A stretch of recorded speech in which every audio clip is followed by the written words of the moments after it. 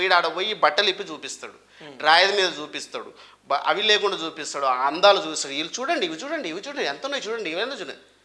ఒక్కొక్క వీడియో అంటే ఏమన్నా మనకు పెద్దగా కానికే అర్థమైందా? ఇగో ఇవి తింటే ఇక్కడోళ్ళు ఇవి తినడం వల్ల ఇది బాగా పెరిగిద్దంట. ఏంది అలాంటివి కూడా చేశాడా? దొంగ నా కొడుకాడు అన్ని వీడియోలు చూసిన నేను.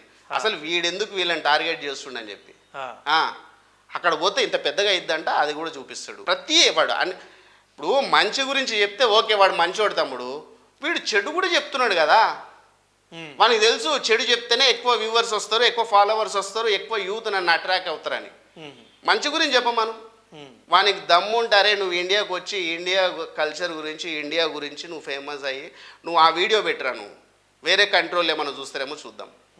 వీడి వేరే కంట్రీ పోయి ఆ కంట్రీలో దొరికే చెత్త చెదారం అంతా కూడా చూపించడం వల్ల ఇక్కడ యూత్ బెట్టింగ్ యాప్ కన్నా ఎక్కువ చెడిపోతున్నారు.